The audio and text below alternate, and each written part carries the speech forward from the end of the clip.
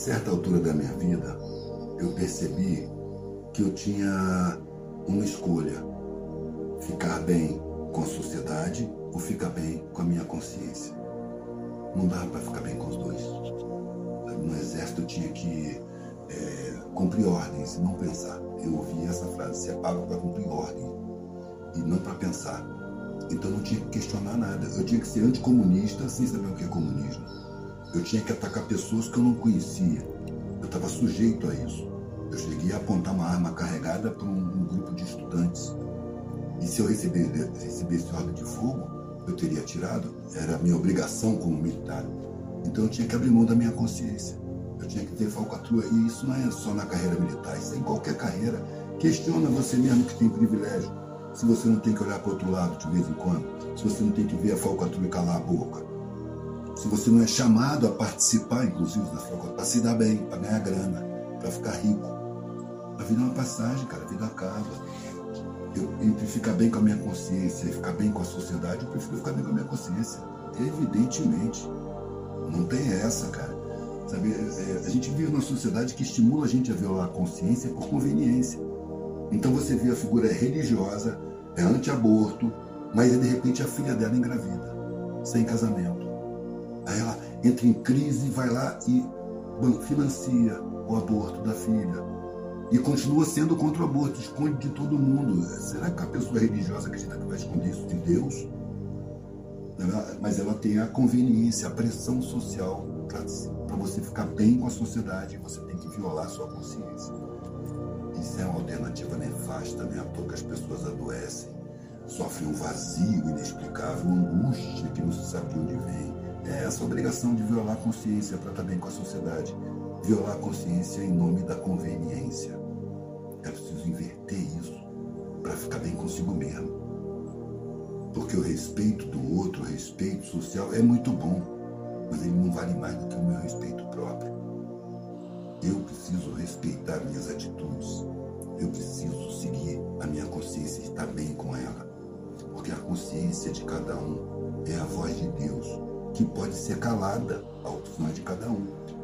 Você imagina um Deus macho, barbudo, e se você puxar bastante o saco dele, você pode pecar à vontade, que não tem problema. Cada um acredita no que quer, né? A gente tem que respeitar. Mas eu penso exatamente o contrário. Uma coisa que me apavorou quando eu tinha 19 anos, muito cedo eu percebi isso. Quando eu estava com 19 anos, me apavorou a ideia de passar pela vida e morrer sem estar bem com a minha consciência, com vergonha da vida que eu vivi, ou percebendo todos os enganos em nome de que eu vivi. Eu não queria isso, eu queria estar bem com a minha consciência. É assim que eu estou hoje, é assim que eu quero morrer. E passar para o outro lado, para a nossa pátria verdadeira.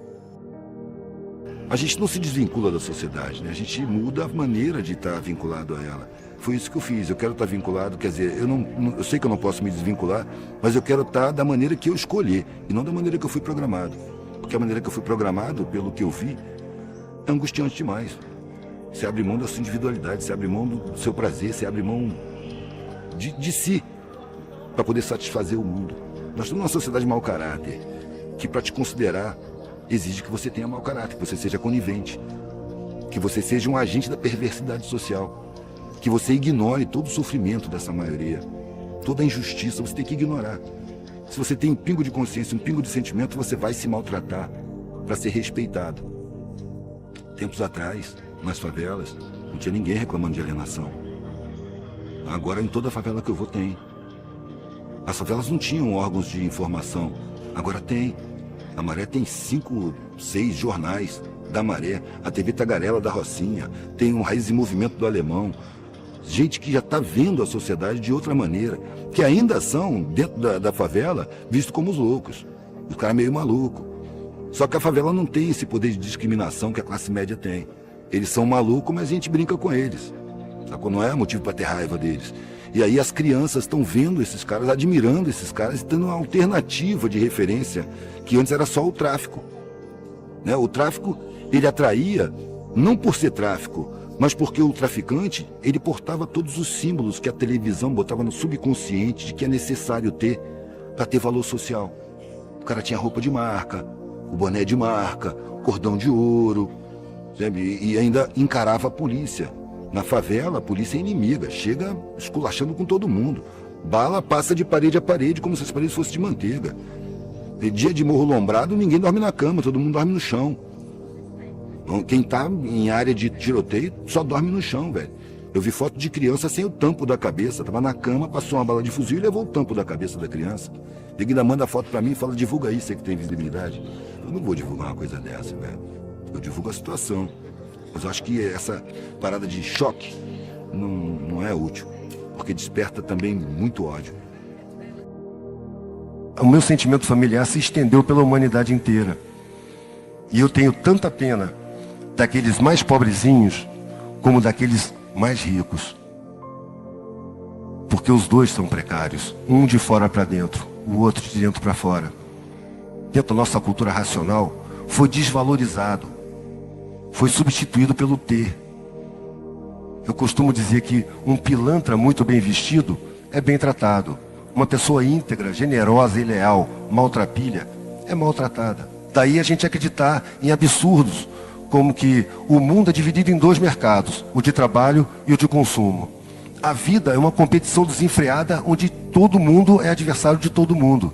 Isso é mentira. Nós somos uma família humana em evolução no universo. Eu acho que o universo todo está em evolução. E nós, como família humana, estamos em evolução também. É preciso que nós nos preocupemos uns com os outros. A vida que se oferece para a gente não é uma vida legal. É uma vida que traz muita angústia. Porque você não tem irmãos, você tem adversários. Todo mundo pode te passar a perna, você não pode confiar em ninguém. Você tem que ser egoísta e pensar em si. O seu conhecimento não pode ser usado para beneficiar a coletividade. Ele tem que ser um capital seu, para você fazer uso egoísta dele. Então o egoísmo é altamente estimulado. E isso angustia, porque o ser humano nasce para se integrar. Ele é um ser coletivo. A minha vergonha de privilégios ofendia a minha classe. Quando eu resolvi não ter nada, eu fui hostilizado. Eu não queria ofender ninguém, mas eu fui hostilizado como o cara que desprezou tudo, que jogou tudo para o alto. Eu não joguei tudo para o alto e nem desprezei nada. Eu era muito grato pela formação que eu tive. E jogar para o alto na visão deles, para mim, simplesmente, eu estava deixando para trás o que não era suficiente. Eu queria alguma coisa que não estava ali naquele meio. Não era privilégio, era entendimento. Aí que eu comecei a sentir a função da minha vida. Foi quando as pessoas começaram a absorver, quando eu encontrei gente que se encantou com o que eu fazia. Porque até então para mim era só desabafo. Eu não via função naquilo, a não ser dar sentido à minha vida. Quando o mundo começou a me pedir as minhas coisas, a me chamar a opinião, a pedir minhas colocações e meus pontos de vista, aí eu vi que eu estava realmente cumprindo uma função. Eu tinha saído para aprender e de repente eu estava também ensinando. Que eu acho que a melhor maneira de ensinar é aprendendo. E a melhor maneira de aprender é ensinando.